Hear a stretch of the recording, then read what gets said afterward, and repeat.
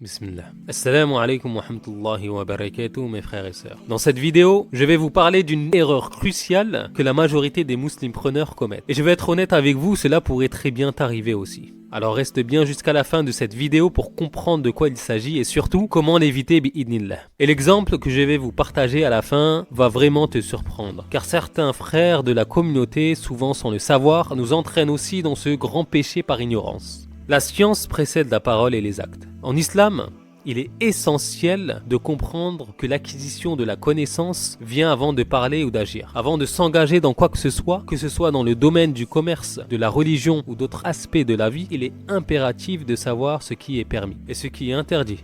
Halal, haram. Cela garantit que nos paroles et nos actions sont conformes aux enseignements d'Allah et du prophète sallallahu alayhi wa sallam. Le succès dans les affaires est un rêve que beaucoup d'entre nous poursuivent et en tant que muslimpreneurs, nous cherchons tous à construire un business prospère tout en restant fidèles à nos valeurs islamiques. Mais voilà où réside le problème. Beaucoup d'entre nous négligent une chose fondamentale, quelque chose qui pourrait tout faire basculer. Cette erreur, c'est l'ignorance. Ignorer les règles du commerce en islam.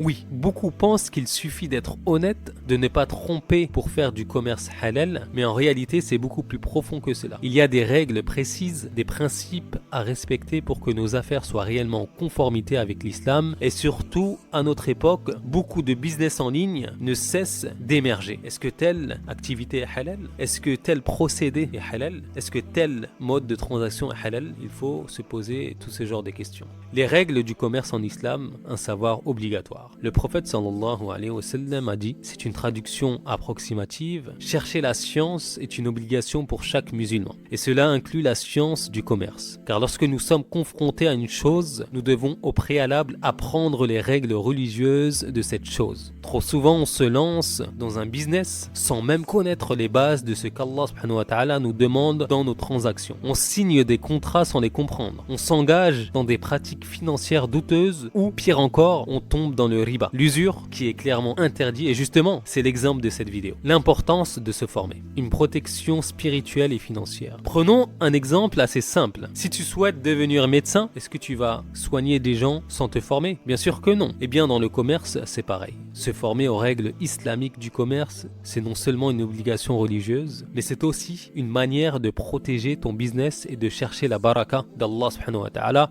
dans chaque action que tu entreprends. Ignorer ces règles peut te conduire à des situations graves que tu pourrais même ne pas remarquer. Imagine vendre un produit haram sans le savoir ou engager des pratiques commerciales interdites. Les conséquences ne sont pas seulement financières, elles sont spirituelles. Et cela peut éloigner la baraka dans ton entreprise. Ce que tu peux faire dès aujourd'hui. Alors, comment éviter cette erreur que 99% des musulmans commettent?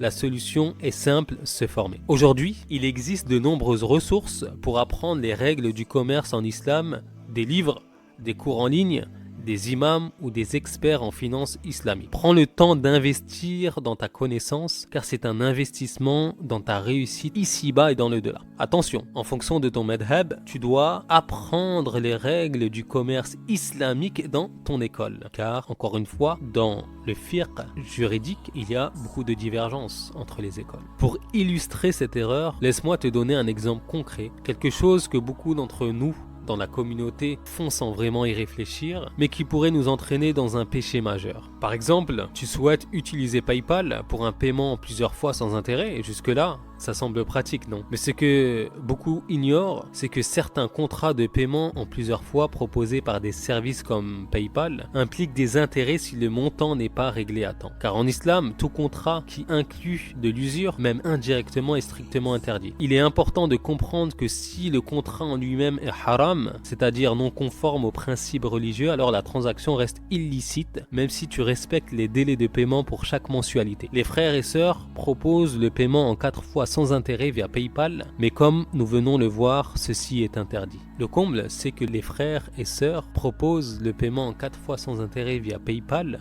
pour leur formation en ligne, soi-disant 100% éthique et halal. Donc la base déjà d'investir dans une formation halal et éthique n'est pas bonne, car tu commences par du haram.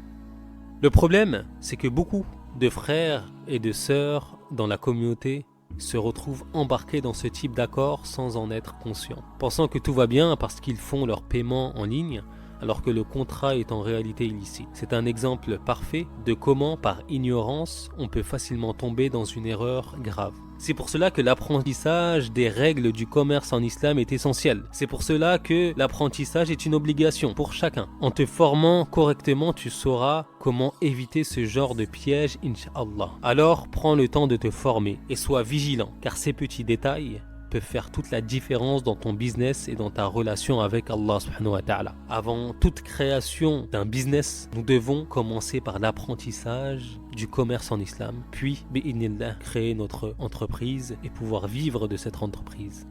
Si tu veux que ton business soit béni et qu'il prospère dans le cadre des valeurs de l'islam, ne fais pas cette erreur. Ne néglige pas ta formation dans les règles du commerce islamique. Apprends, informe-toi et applique ces principes à chaque étape de ton projet entrepreneurial. Surtout à notre époque où de nombreux concepts de business en ligne émergent constamment et dont certains sont douteux, voire interdits, comme le dropshipping, le trading ou encore le marketing d'influence. Je sais que tu as les compétences et la motivation pour réussir à ton échelle, alors fais en sorte que ta réussite soit également agréée par Allah subhanahu wa ta'ala. Qu'Allah subhanahu wa ta'ala mette de la baraka dans ton commerce et te guide vers un succès halal. Si tu as aimé cette vidéo et que tu veux en savoir plus sur le commerce islamique ou d'autres conseils pour les muslimpreneurs, abonne-toi à la chaîne et active la cloche pour ne rien manquer. Barakallahu fik pour ton attention et n'oubliez pas de partager cette vidéo. Wa alaykoum salam wa rahmatullahi wa barakatuh.